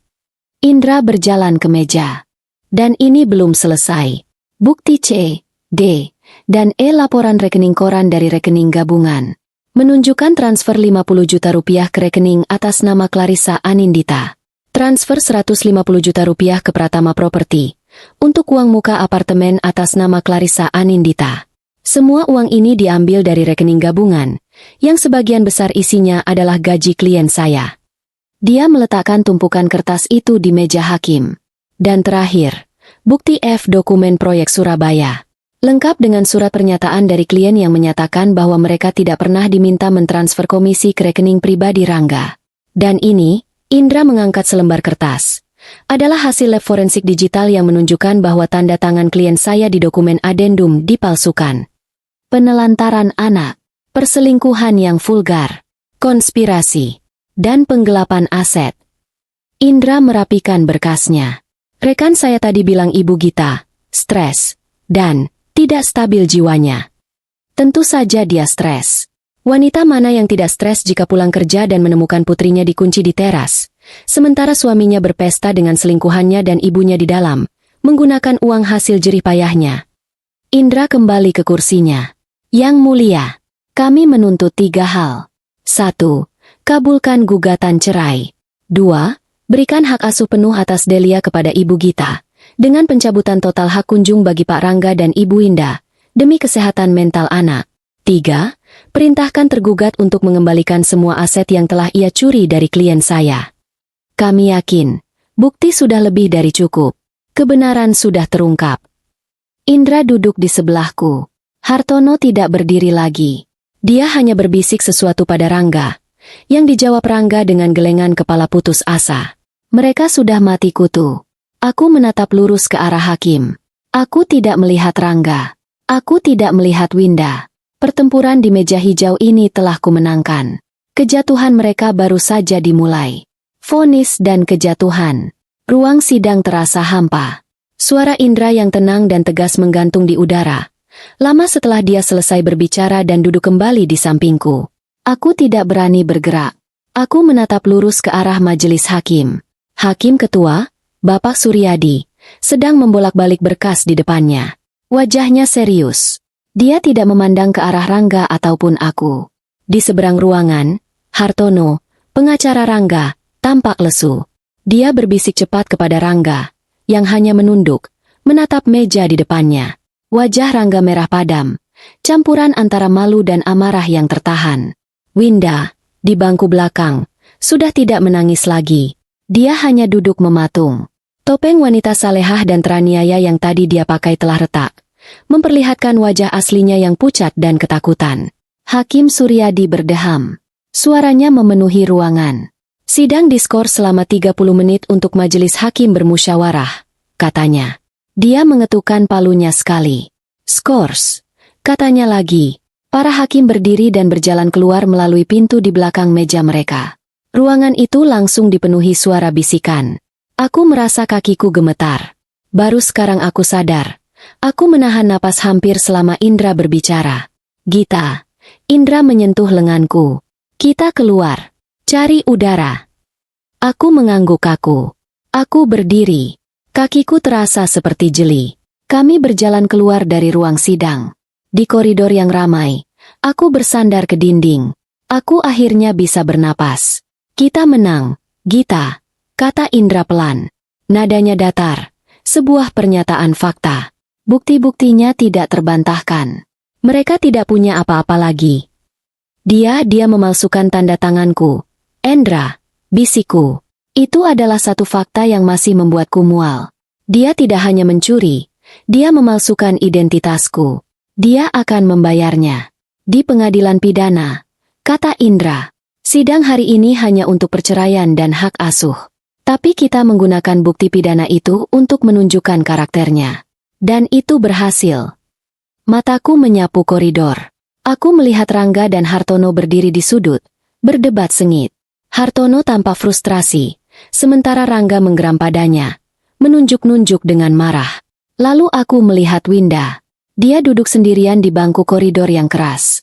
Dia terlihat tua, jauh lebih tua dari beberapa minggu lalu. Dia menatap lantai dengan pandangan kosong. Aku tidak merasakan apa-apa. Tidak ada rasa kasihan. Tidak ada rasa iba. Aku hanya merasakan kehampaan yang dingin. Wanita itu yang menyuruh Rangga mengunci cucunya sendiri di teras. 30 menit rasa seperti 3 jam. Seorang petugas memanggil kami masuk kembali. Jantungku berdebar lagi. Kini saatnya putusan. Kami duduk di tempat kami semula. Rangga dan Hartono masuk dengan wajah muram. Majelis hakim memasuki ruangan. Kami semua berdiri, lalu duduk kembali. Suasana sangat tegang. Hakim Suryadi membuka map di depannya. Dia berdeham. Setelah mendengarkan keterangan para saksi, katanya, suaranya lantang dan jelas. Memeriksa bukti-bukti yang diajukan oleh pihak penggugat dan tergugat. Dan bermusyawarah. Dia berhenti sejenak, menatap lurus ke depan. Majelis hakim memutuskan. 1. Mengabulkan gugatan cerai dari pihak penggugat, Ibu Gita Anggraini, terhadap tergugat, Saudara Rangga Pratama. Palu diketuk 1 kali. Aku memejamkan mata. 1 ikatan telah putus. Aku bukan lagi istrinya. 2. Lanjut hakim. Menetapkan hak asuh anak, yang bernama Delia Anindita, usia 5 tahun, jatuh sepenuhnya ke tangan ibu kandungnya, yaitu penggugat, Ibu Gita Anggraini. Air mataku langsung menetes. Bukan tangis kesedihan. Tangis kelegaan yang luar biasa. Delia aman. Delia bersamaku. Hakim itu belum selesai. Majelis hakim memandang. Katanya, nadanya menjadi lebih tegas. Bahwa tergugat, Saudara Rangga, dan Ibu Winda, telah terbukti secara sah dan meyakinkan, berdasarkan bukti video, audio, dan kesaksian dari KPAI, melakukan tindakan penelantaran yang membahayakan kondisi fisik dan psikologis anak. Aku mendengar isapan napas tertahan dari bangku Winda. Oleh karena itu, lanjut hakim. Majelis hakim memutuskan, mencabut hak kunjung dan hak bertemu Saudara Rangga dan Ibu Winda terhadap anak Delia Anindita, sampai ada putusan hukum pidana yang berkekuatan tetap, dan sampai keduanya bisa membuktikan telah menjalani evaluasi psikologis serta dianggap layak untuk bertemu anak oleh lembaga yang berwenang. Ini lebih dari yang kuharapkan. Bukan hanya hak asuh. Mereka dilarang bertemu Delia. Indra menepuk punggungku pelan, tanpa suara. 3. Kata hakim lagi. Mengenai harta Gonogini. Majelis hakim menetapkan bahwa rumah di Jalan Cendana nomor 12B adalah murni aset bawaan milik penggugat, Ibu Gita, dan tidak termasuk dalam harta Gonogini. 4. Majelis hakim menghukum tergugat, Saudara Rangga Pratama, untuk mengembalikan seluruh dana milik penggugat yang telah digelapkan dari rekening gabungan, sebesar Rp225.300.000. Dan mengembalikan seluruh komisi dari proyek Surabaya yang terbukti dialihkan secara ilegal ke rekening pribadi tergugat, sebesar Rp350 juta. Seluruh dana tersebut harus dikembalikan kepada penggugat paling lambat 6 bulan setelah putusan ini dibacakan. Aku ternganga. Rangga, di seberangnya, tersentak. Dia menatap hakim dengan tidak percaya. Dia mungkin tidak menyangka pengadilan agama akan sejauh itu. Mengenai aset lain yang dibeli dari hasil penggelapan, seperti unit apartemen atas nama Saudari Clarissa Anindita, majelis hakim menyerahkan prosesnya pada putusan pengadilan pidana yang sedang berjalan. Hakim Suryadi menatap kami satu persatu. Tatapannya berhenti pada Rangga. Persidangan selesai. Palu diketuk 3 kali. Keras, suaranya menggema di seluruh ruangan. Selesai. Semuanya sudah selesai. Aku terduduk lemas di kursiku. Seluruh kekuatan meninggalkan tubuhku. Indra membantuku berdiri. Ayo, Gita, kita pulang. Delia menunggumu, kata Indra. Aku mengangguk. Kami berjalan keluar dari ruang sidang. Aku tidak menoleh ke belakang. Aku tidak mau melihat Rangga atau Winda. Aku hanya ingin pergi. Tapi saat kami sampai di pintu koridor, sebuah suara menghentikan kami. Gita.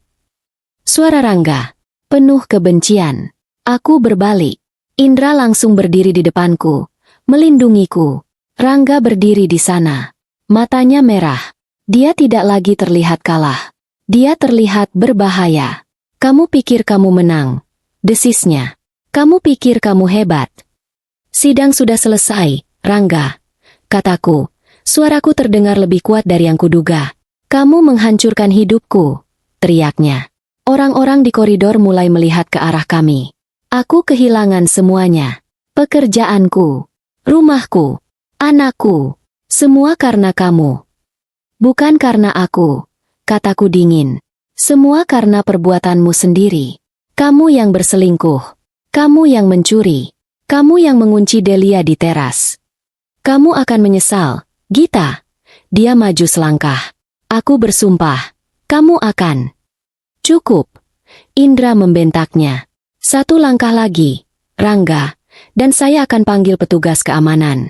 Jangan lupa, Anda masih punya sidang pidana. Mengancam Ibu Gita di depan kantor pengadilan hanya akan menambah tuntutan Anda. Rangga berhenti. Dia menatap Indra, lalu menatapku. Tatapan itu penuh dengan janji balas dendam. Ini belum selesai, geramnya. Lalu dia berbalik dan pergi, membanting bahunya ke pintu. Winda, yang berdiri di belakangnya, menatapku dengan mata bengkak. Dia tidak mengatakan apa-apa. Dia hanya terlihat hancur. Dia berbalik dan berjalan tertatih-tatih, mencoba mengejar putranya. Aku menghela napas panjang. Ayo, Gita. Dia tidak bisa menyentuhmu lagi, kata Indra. Kami berjalan keluar dari gedung pengadilan agama itu. Matahari sore bersinar terang, begitu kontras dengan kegelapan di dalam sana.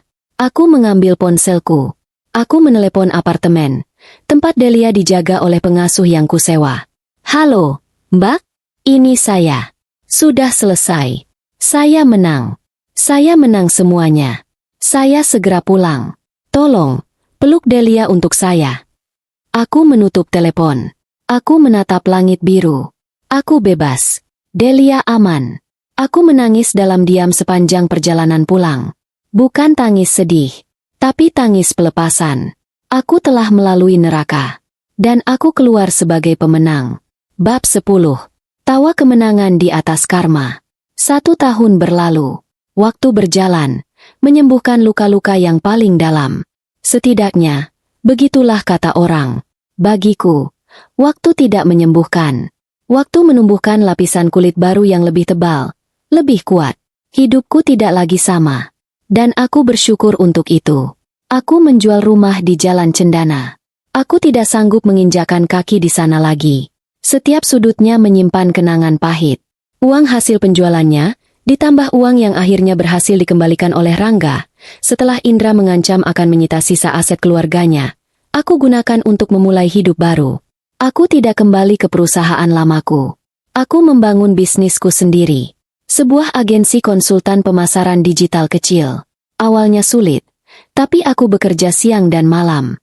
Kali ini, aku bekerja untuk diriku sendiri, untuk masa depanku dan Delia. Sekarang, agensiku berkembang pesat. Aku punya kantor kecil yang nyaman dan 5 orang karyawan. Kami tinggal di sebuah apartemen baru. Di lantai 20, dengan jendela besar yang menghadap ke gemerlap kota. Tidak ada lagi teras yang gelap. Tidak ada lagi suara tawa yang menyakitkan. Apartemen ini dipenuhi cahaya matahari. Dindingnya berwarna putih gading. Ada banyak tanaman hias. Dan yang terpenting, dipenuhi tawa putriku. Delia sudah berusia 6 tahun. Dia tumbuh menjadi anak yang luar biasa. Dia baru masuk sekolah dasar. Terapi psikologi selama setahun terakhir sangat membantunya. Dia masih ingat malam itu. Itu akan menjadi bekas luka seumur hidup. Tapi itu tidak lagi mengendalikannya. Dia menjadi anak yang ceria, cerewet, dan sangat protektif terhadapku. Ibu, lihat. Serunya dari meja makan. Aku menoleh dari laptopku. Aku sedang bekerja dari rumah hari ini. Delia mengangkat buku gambarnya tinggi-tinggi. Dia menggambar 2 sosok. Satu besar, satu kecil. Keduanya memakai mahkota. Mereka berdiri di depan sebuah kastil berwarna pelangi. Ini Ibu Ratu Gita. Dan ini Putri Delia. Katanya bangga. Kita lagi mengusir naga jahat. Aku tersenyum. Gambarnya bagus sekali. Sayang, naganya sudah pergi, ya? Sudah. Pergi jauh. Nggak akan kembali lagi. Serunya riang. Aku bangkit dan mencium puncak kepalanya. Itu baru putri ibu. Naganya memang sudah pergi. Sidang pidana mereka selesai 6 bulan yang lalu. Indra memastikan aku mendapatkan setiap kabar terbarunya. Rangga dinyatakan bersalah atas semua tuduhan. Penggelapan, penipuan, dan pemalsuan dokumen. Dia divonis 3 tahun penjara. Dia kehilangan segalanya. Clarissa, si pelakor, ikut terseret. Dia dituntut sebagai penada hasil kejahatan. Dia tidak dipenjara, tapi mendapat hukuman percobaan. Dia harus menjual apartemen yang dibelikan Rangga, yang belum lunas itu, untuk membayar ganti rugi padaku. Aku dengar, karir modelnya hancur. Dia kehilangan pekerjaan dan reputasinya. Dan Winda, dia dinyatakan bersalah atas keterlibatannya dalam penelantaran anak di bawah umur. Karena usianya, hakim memberinya hukuman percobaan dan wajib lapor, serta layanan sosial di panti jompo. Dia kehilangan putranya, dan dia tidak akan pernah diizinkan bertemu cucunya lagi. Keadilan telah ditegakkan. Sore itu, aku mengajak Delia keluar. Aku berjanji membelikannya es krim baru di mal. Aku menyetir mobil baruku. Sebuah sedan Eropa berwarna perak mengkilap. Hasil jerih payahku sendiri. Delia duduk di kursi penumpang di sampingku, di kursi khusus anak, bernyanyi-nyanyi kecil mengikuti lagu yang kupasang. Kami berhenti di sebuah persimpangan lampu merah yang padat, di dekat pasar yang becek dan ramai. Aku melirik keluar jendela, sekadar mengamati kesibukan sore hari. Lalu mataku menangkap sesuatu. Di bawah halte bus yang kotor dan penuh coretan, ada 2 sosok. Mereka terlihat kumal, gelandangan. Yang satu seorang wanita tua, rambutnya putih acak-acakan, pakaiannya lusuh. Yang satu lagi seorang pria, kurus kering, rambutnya gondrong dan berminyak. Dia memakai kaos yang robek di bahunya. Keduanya sedang berebut. Aku memicingkan mata. Wanita tua itu memegang bungkusan nasi. Pria itu mencoba merebutnya. "Itu punyaku," teriak wanita tua itu. Suaranya parau dan serak. "Bagi, aku lapar," bentak pria itu. "Tidak, kamu sudah dapat jatahmu tadi pagi." "Diam kamu, perempuan tua. Gara-gara kamu semua ini.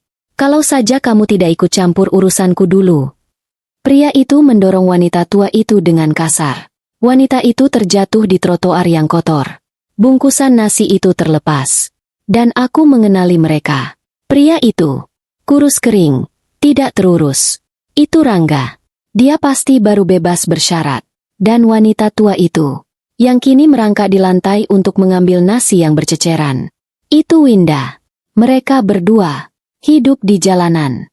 Saling menyalahkan. Berebut sebungkus nasi sisa. Aku menatap pemandangan itu. Pemandangan yang begitu menyedihkan. Aku teringat tawa mereka di ruang tamuku. Aku teringat ucapan Winda. "Makanya, ibu suruh kunci saja di teras." Aku teringat Rangga yang berkata, "Dia itu bodoh, Bu." Sesuatu muncul dari dalam dadaku. Bukan rasa iba. Bukan rasa kasihan. Itu adalah sesuatu yang gelap dan memuaskan. Sebuah tawa kecil lolos dari bibirku. Pelan pada awalnya. Lalu tawa itu semakin keras. Aku tertawa. Aku tertawa sinis, penuh kemenangan, menatap 2 manusia yang hancur itu. Itulah balasan untuk orang yang menyia-nyiakan tulusnya hati. Gumamku pada diriku sendiri. Delia, yang sibuk dengan mainannya, tidak melihat mereka. Tapi dia mendengar tawaku.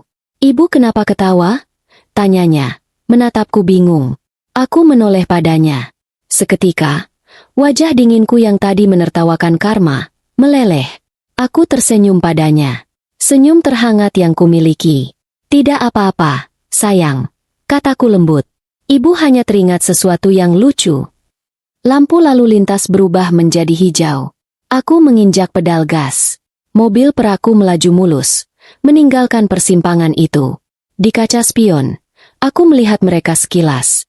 2 titik kotor yang masih bertengkar di pinggir jalan. Aku tidak menoleh lagi. Aku melaju lurus ke depan. Menuju mal. Menuju es krim. Menuju kebahagiaan baru kami. Menuju masa depanku yang cerah bersama putriku.